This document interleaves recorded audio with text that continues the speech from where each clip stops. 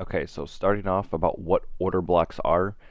Yes, technically they're changes in states of delivery, but for the sake of keeping everything simple, what you're really looking for is one or consecutive, in this case, down close candles, and their highs getting traded through. That will confirm an order block. So for example, these two down close candles here, its high gets traded through on this candle. This will confirm this as an order block. Regardless, full stop, everything else, that by definition is an order block. Whether we're going to talk about high probability ones and things like that, but that's really all it technically is consecutive or single opposite close candles, and then that's high getting traded through. So this is a bullish, meaning it's going to see down close candles with an up move afterwards for an order block. There is one also here, single down close candle, high gets traded through the next candle, that confirms an order block. Same thing here, one down close candle, its high gets traded through in about 2 candles. When that high is made, that confirms this as an order block. Now, with order blocks specifically, you see them, and it's probably the most common PD array you will see. Meaning, this here is also a bearish order block. Consecutive up close candles, it's low traded through. Even though this bearish order block did not support price in any way, that in by itself is still a bearish order block. And that is the big key. When you're looking for high probability ones and what can be likely for ones to hold, that is when you will start pairing it with fair value gaps. If you can find an OB and an FVG, that is where you can be looking for much higher probability setups in terms of having an order block hold. The other thing you can also look for, on top of just having a fair value gap paired with it, is if the order block is grabbing liquidity of some sort, meaning any type of swing low or anything like that. So this down candle here, closing below these lows, down close candle here, closing below these lows, so it is grabbing liquidity. It does not have a fair value gap paired with it. However, it is doing one of the two cases that you are looking for a higher probability order block and more inclined to hold it. Now, there are a lot of different places and different ways to use the order blocks with like the propulsions and all that stuff.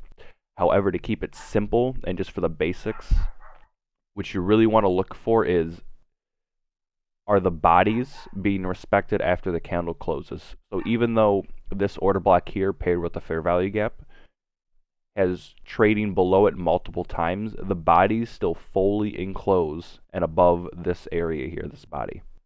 That is what you want to be looking for to confirm that this order block is likely to hold. You can do mean threshold, all that stuff if you really, really want to down the road, but for it being the first lesson and being very, very basic, we want to just be looking for the order block itself and are the bodies supporting it. And again, this is something you can do literally anywhere. Even for example, these consecutive 5 up close here, low gets traded through paired with an order block, market trades back up into it and then makes a new low. Very, very easy thing to look for. But again, it's probably the most common PD array also. For example, this is a bearish order block here that's never getting touched. This is also one here. This one trades back up into it. You get another one here that trades back up into it. So sometimes they'll get you, sometimes they will not.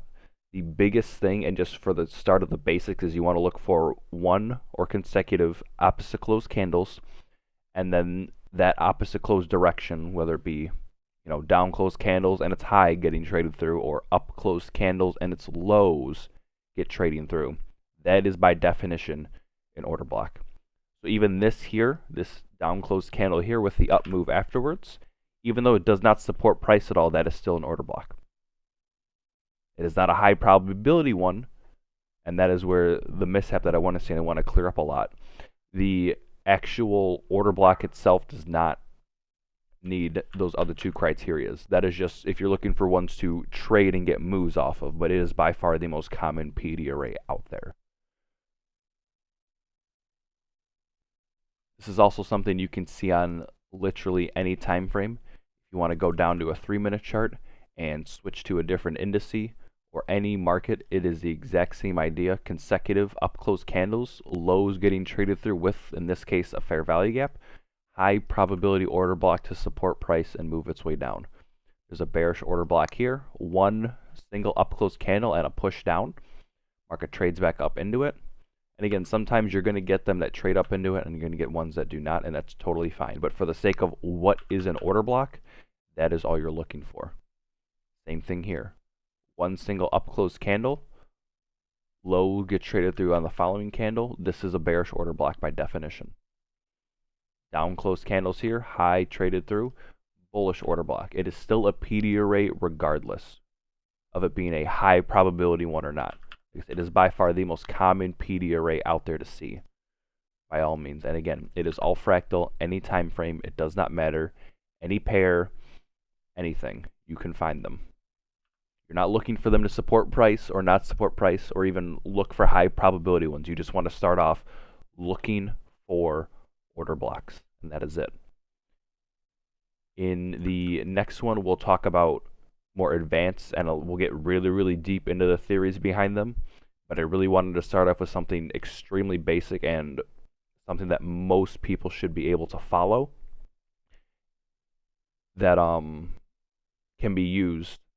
And then we'll go into the intricacies and how deep these things can actually go in the next video. But for right now, I just wanted to kind of lay the groundwork for the basics of them, and then how all the refinements and things like that afterwards.